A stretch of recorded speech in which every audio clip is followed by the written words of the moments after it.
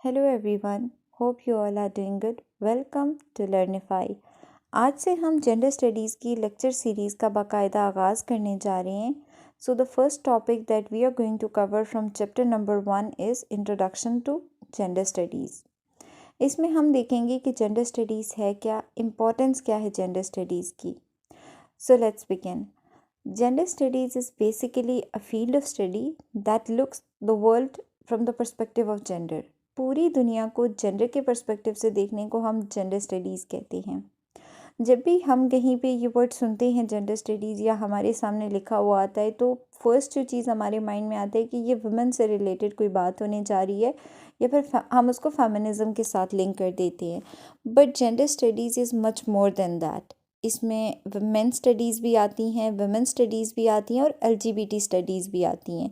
इसके अलावा जो डिफरेंट दूसरे डिसिप्लिन्स हैं like literature, language, history, political science, sociology, anthropology, law, medicine, हम देखते हैं कि ये वाली फील्ड किस तरह से जेंडर के साथ इंटरलिंक्ड हैं। फॉर इंस्टेंस, अगर हम बात करते हैं सोशियोलॉजी की तो हम देखते हैं कि सोशल कंस्ट्रक्शन क्या है जेंडर की, जेंडर किस तरह से सोशली कंस्ट्रक्टेड है। लॉ की बात करते हैं तो हम देखते हैं कि कौन कौन से लॉज आपके कॉन्स्टिट्यूशन ने बनाए हैं, आपके कौन से राइट्स आपका कॉन्स्टिट्यूशन गारंटी कर रहा है, कौन से लॉज हैं। उसके अलावा फिर अगर हम मेडिसिन की बात करते हैं तो हम देखते हैं कि what is the biological makeup of different genders. तो ये फील्ड्स आपस में इंटरलिंक्ड हैं और हम ये भी देखते हैं कि रेस, एथनिसिटी, लोकेशन और नेशनैलिटी का जेंडर पे क्या इम्पैक्ट होता है।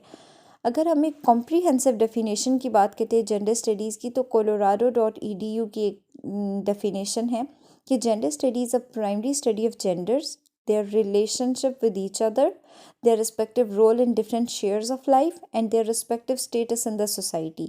कि पहले हम जेंडर्स को स्टडी करते हैं, कौन कौन से जेंडर्स हैं, उनका आपस में क्या रिलेशन है, उनके रोल्स क्या हैं डिफरेंट शेयर्स ऑफ लाइफ में, उसके अलावा उनका स्टेटस क्या है एक सोसाइटी में। ये चीज़ें हम जेंडर स्टडीज़ में पढ़ रहे हैं होते हैं। तो अगर हम बात करते हैं कि जेंडर स्टडीज़ क्या है कि पूरी दुनिया को जेंडर के लेंस से देखना, तो इसका मतलब होता है कि when you are placing a bill before parliament या फिर कोई डेवलपमेंटल प्रोजेक्ट लेके आ रहे हैं और you are distributing resources, so you have to take into account the fact that there are different genders exist in the world.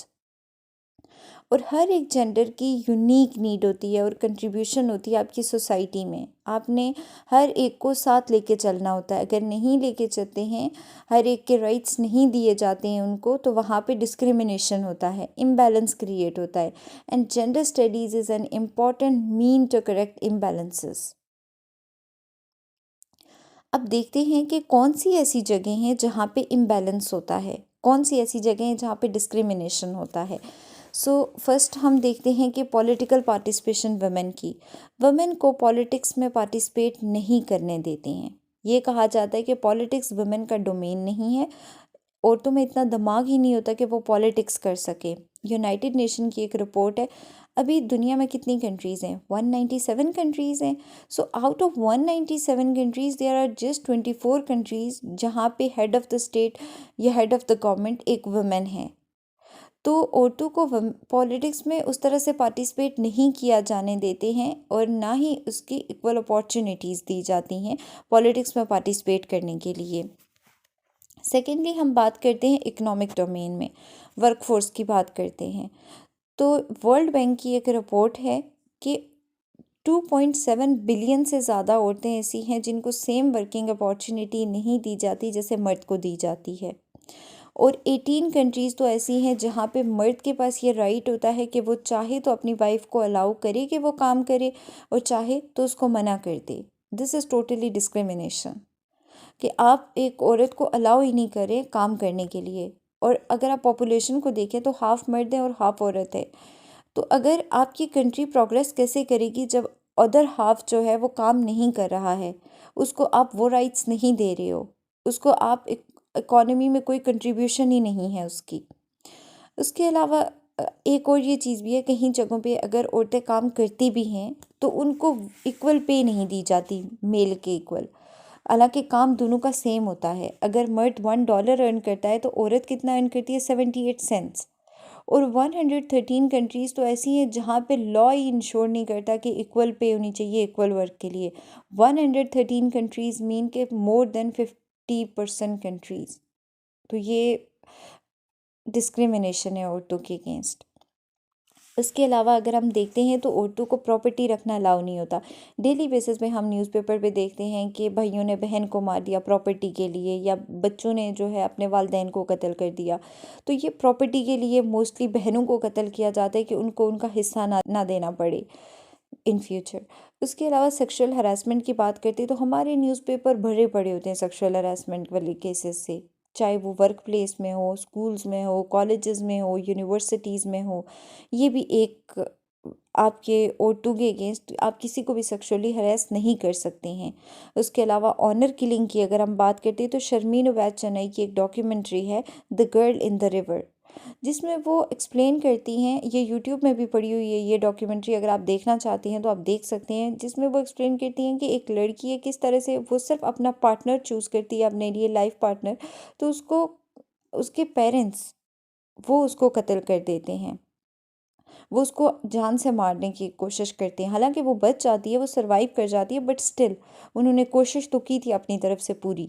इसी तरह अनाटोल लेवन भी कहते हैं कि पाकिस्तान के ट्राइबल एरियाज़ में ये कंडीशन है कि एक औरत का गुनाह सिर्फ ये होता है कि वो अपनी मर्ज़ी का लड़का चूज़ कर ले या एजुकेशन की तरफ जाए।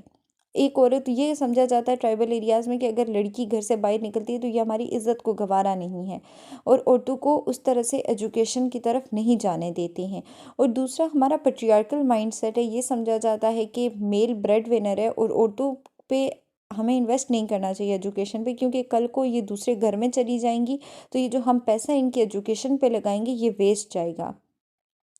तो 21st सेंचुरी आ गई है लेकिन कुछ एरियाज़ में ये चीज़ें अभी भी इसी तरह चल रही हैं।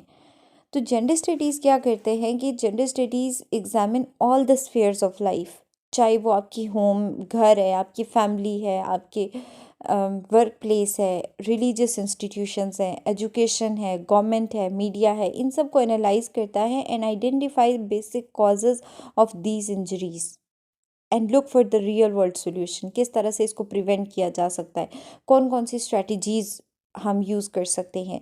तो असल में जेंडर स्टडीज़ का काम ही ये होता है कि वो ये काम करते हैं कि इक्वल राइट्स इंश्योर करते हैं सारे जितने भी जेंडर्स हैं उनके लिए, और अगर कहीं पे डिस्क्रिमिनेशन होता है तो उसका सोल्यूशन फाइंड करते हैं। That's all for today's topic.